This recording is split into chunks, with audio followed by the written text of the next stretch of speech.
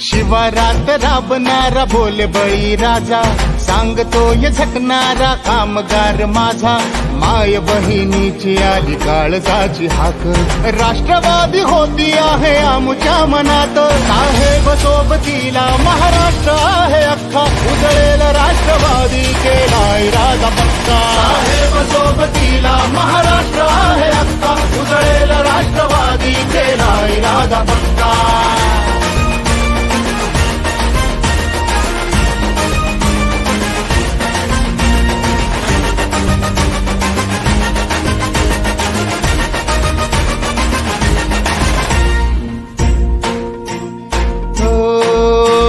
श्वास वाहतो रात एक राष्ट्रवादी, ध्यास हाच अंतरात एक राष्ट्रवादी.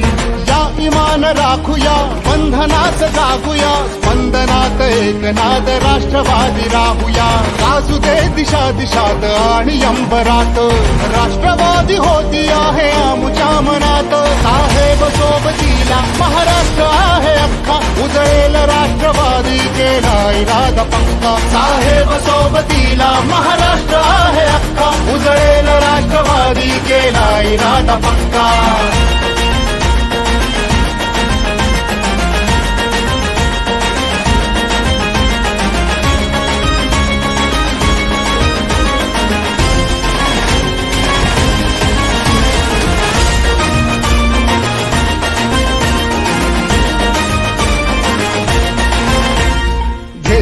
नवी उमेद पर्व घडवूया, चालण्या प्रकाश वाट ध्येय साथीला.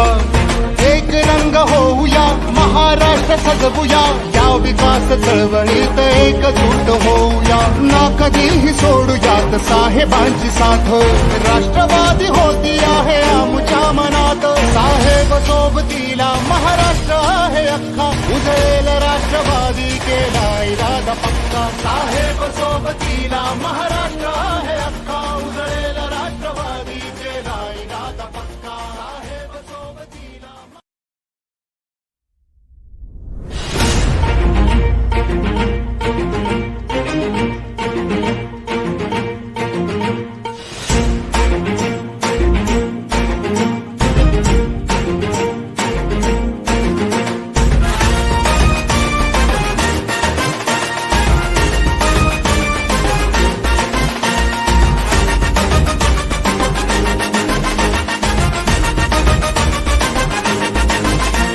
शिवारात राबणारा बोल बळी राजा, सांगतोय झटणारा कामगार माझा.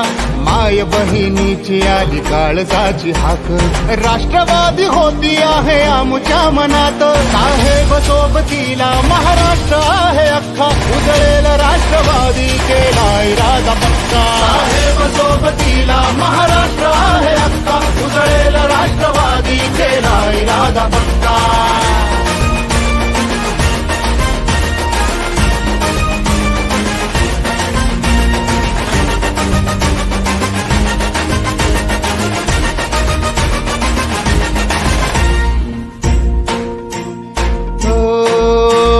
श्वास वाहतो रात एक राष्ट्रवादी, ध्यास हाच अंतरात एक राष्ट्रवादी.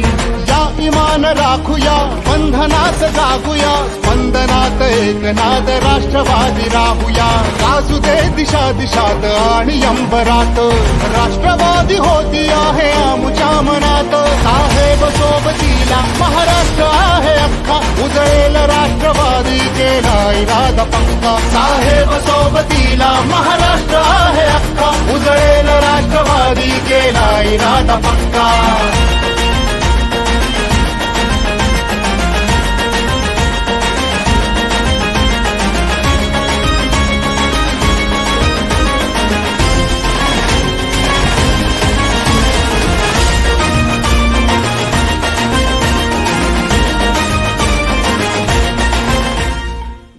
माझा मी भाई भाई भी और भाई भी जो लोग आए हैं उनके भी हम कलमात के जरिए से जो है नवाजे। उसके बाद इंशाअल्लाह दफ्तर साहब जो है अपने किताब से और अपने कलमात से नवाजे। हमारी ये तकलीफ लंबी नहीं होगी, इसलिए कि आप लोग 2 घंटे से इंतजार कर रहे हैं, बैठे हुए हैं। इंशाअल्लाह दफ्तर साहब की किताब पर हमारा ये इजलास मुकम्मल हो जाएगा और आपके लिए यहाँ पर खाने का भी नज़म किया होगा। अच्छा, सेक्रेटरी साहब से दरख्वास्त करता हूँ कि वो इस्तिक़बालिया कलमात दें। अस्सलाम वालेकुम रहमतुल्लाहि व बरकातहू। आज के मजलिस के खुसूसी मेहमान हमारे इलाके के नाम नामी शख्सियत जिसका इनका इसमें ग्रामी है सुनिधि डॉक्टर साहब। हम जानते हैं हमारे इलाके में उन्होंने जो काम किया है उसका आज हमारे इलाके में कोई सानी नहीं। हर गांव में, हर गली में, हर मोहल्ले में, हर वाड़ी में, हर जगह पहाड़ी हो, शहरी हो या कोई और समुद्री इलाका हो, कोई ऐसा इलाका बाकी नहीं है जहां उनका काम का कोई नुक्स बाकी रहा है। अल्हम्दुलिल्लाह अल्लाह ने उनको नवाजा है, इसीलिए हम उनका जिस तरीके से उन्होंने हमारे इस कौम को बनाने में फटी रकम की है, हम उनका तहे दिल से शुक्रिया अदा करते हैं और दुआ करते हैं जो है उनकी उनको तरक्की अल्लाह दे। आमीन।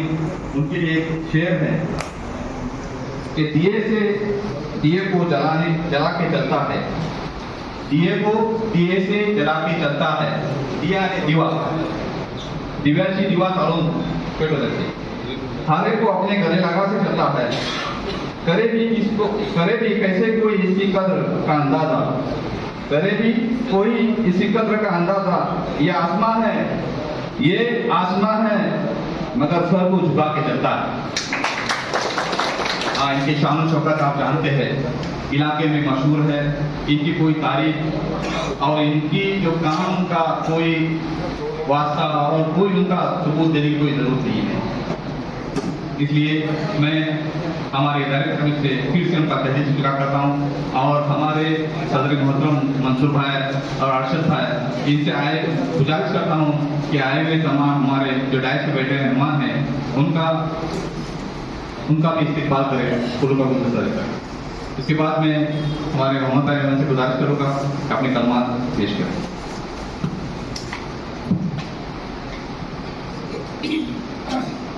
अस्सलाम वालेकुम, नमस्कार। आपल्या सर्वांचे भाग्य जाते,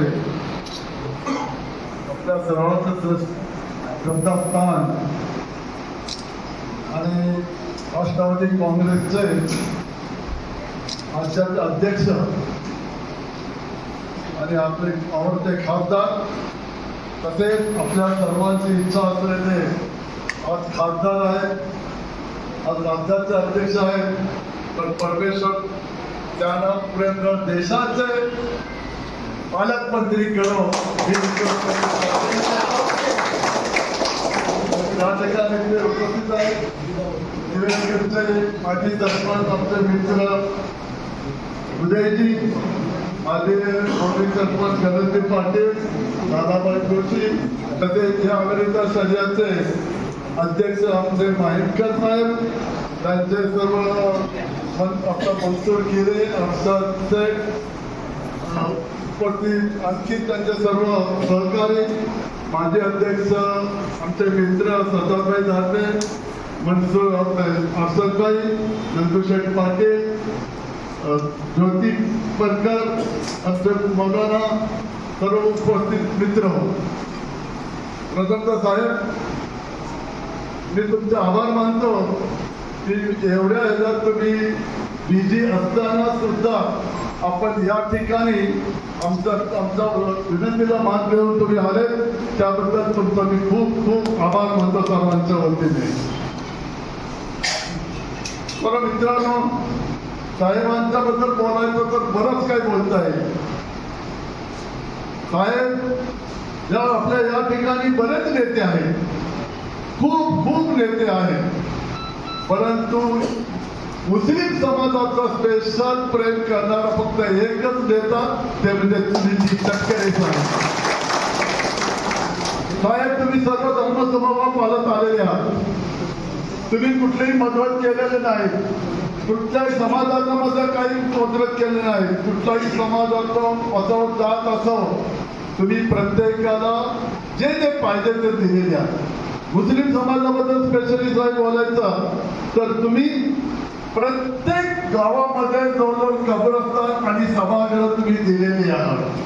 आज हा जो सभागृह दिसतोय, मला वाटतं क्वचितच या 2-3 तालुक्यामध्ये असता सभागृह असेल, ती फक्त साहेब तुमची कृपा.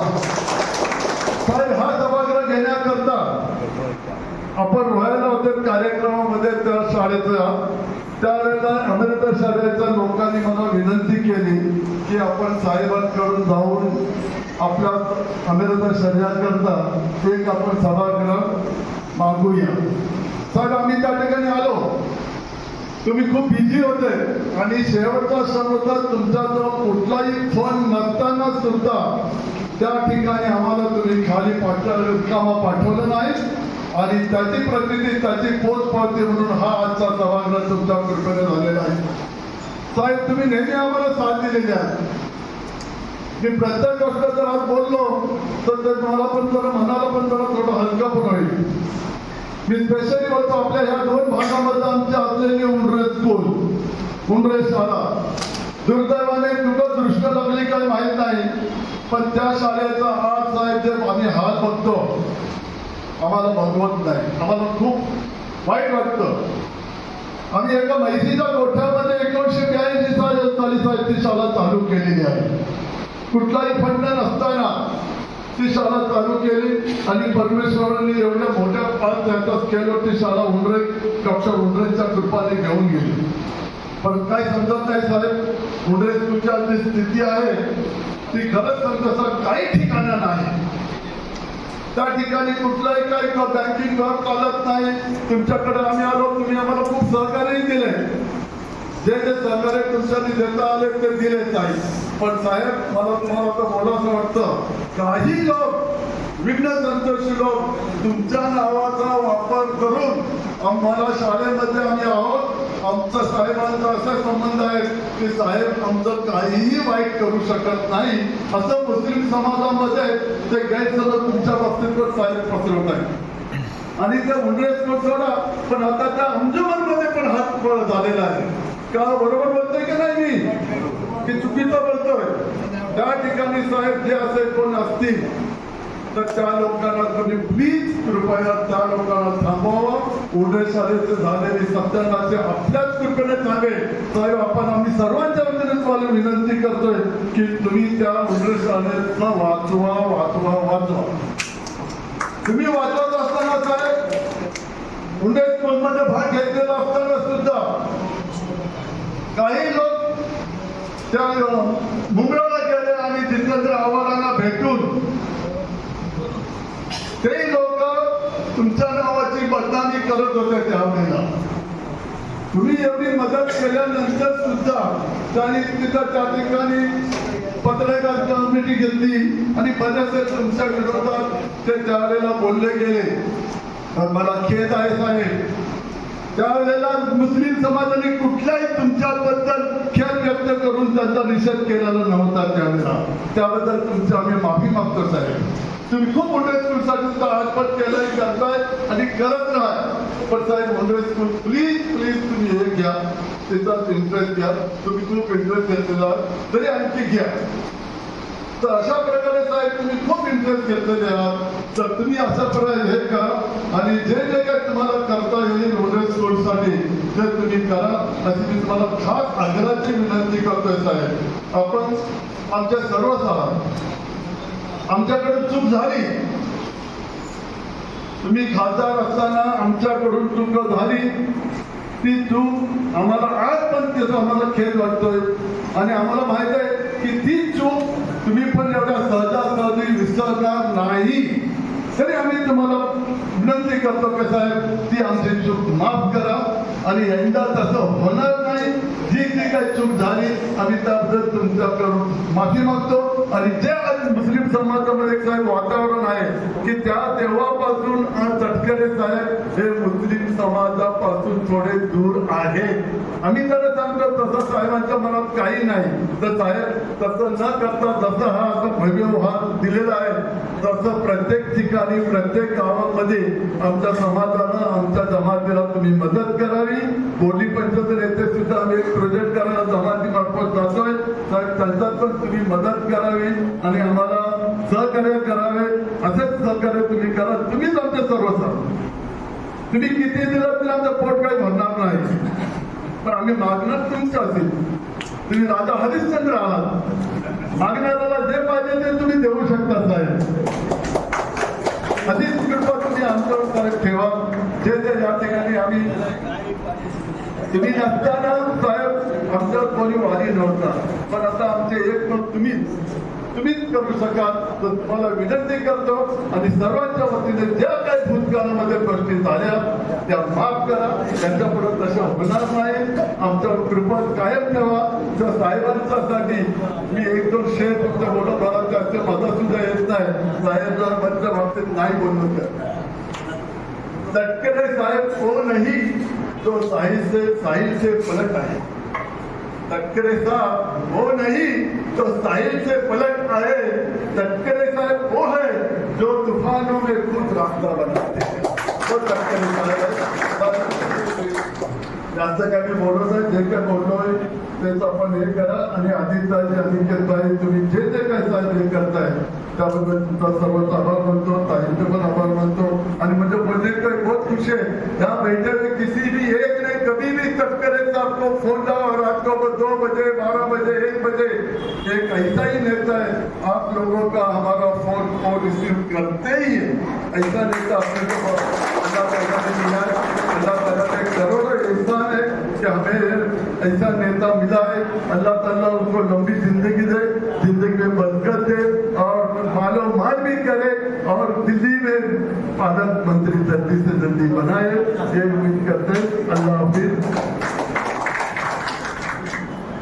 अभी अपने बाकी विधायक तटकरे साहब इनको मैं रिक्वेस्ट करता हूँ कि आप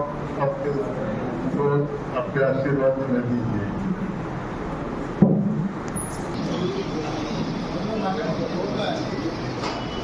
सलाम.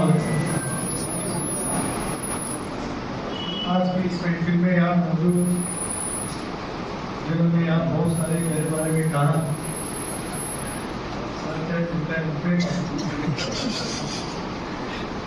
राष्ट्रवादी कांग्रेस पार्टी के विधानसभा के अध्यक्ष मेरे वरिष्ठ सहकारी महोदय निबंध उदय जी बापू, गणेश पाटिल, अजय जोशी, अभिषेक पाटील,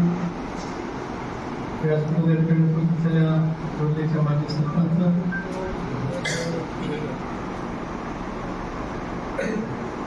अपने इस सब इलाके के अपने गांव के अध्यक्ष मुंशी मोहम्मद हुसैन, अमरीन भाईकर जी, यूसुफ भाई, इमाम भाई पसवानी जी, ईसा भाई दर्जी, फवाद अहमद, यासीन नजीर, हसन सईद यानी ये पीछे बैठे हो,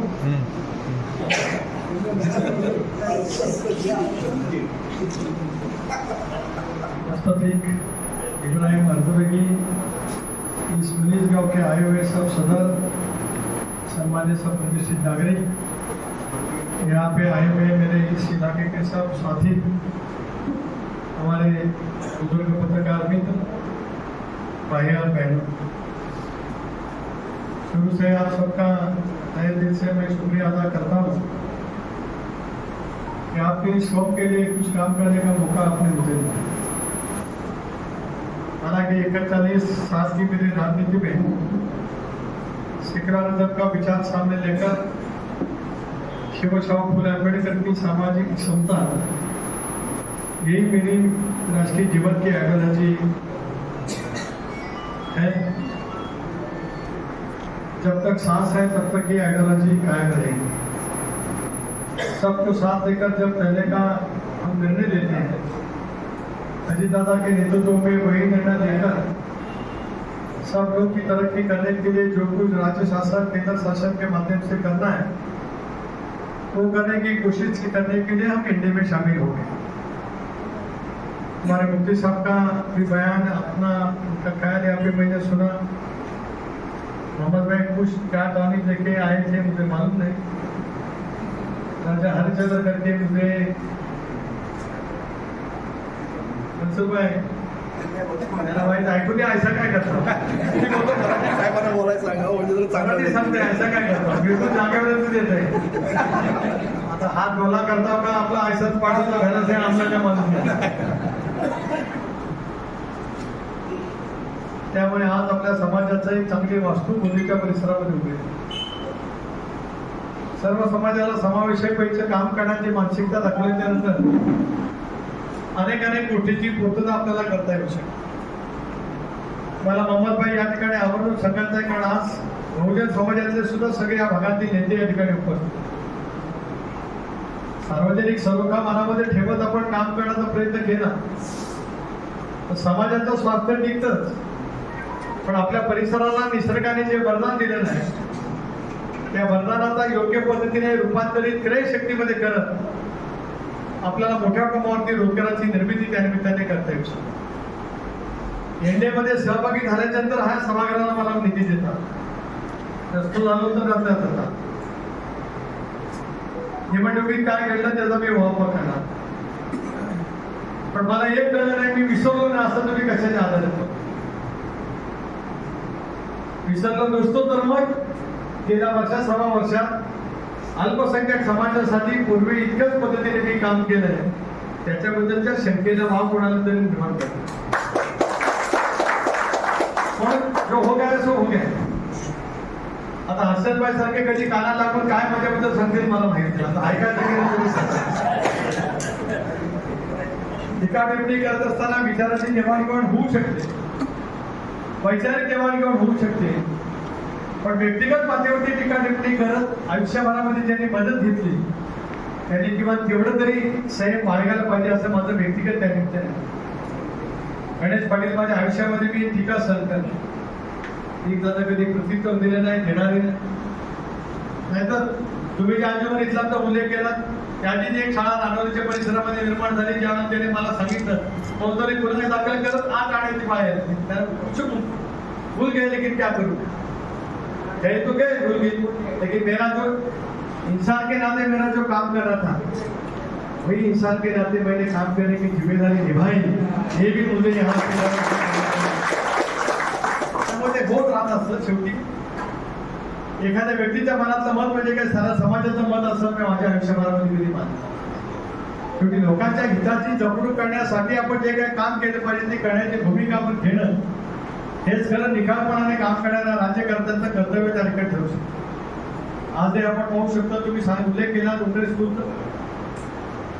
मुंडे स्कूलच्या अवधीमध्ये जेव्हा जेव्हा आपण सांगितलं तेव्हा मला जे करता आलं ते मी करण्याचा प्रयत्न, त्यानंतर सुद्धा आपण म्हणत होतो की आपण एकत्रितपणाने बसू किंवा काय करू, जसा निर्णय आपल्या सर्वांचा असेल त्याच्यामध्ये माझ्या पासून दोन धक्के काय मला सुद्धा या संदर्भामध्ये काही उच्चस्तरीय नेत्यांच्याकडून सुद्धा वेगवेगळी भूमिका हे सगळे एका अर्थाने कशामध्ये करता येईल याच्याबद्दल सांगण्यात आलं होतं, पण माझी स्वच्छपणाची भूमिका राहिली की इथल्या बहुसंख्य माझ्या मुस्लिम समाजाच्या सहकार्याचे पाहिजे ते करण्याची भूमिका माझ्याकडे निभावली जाईल।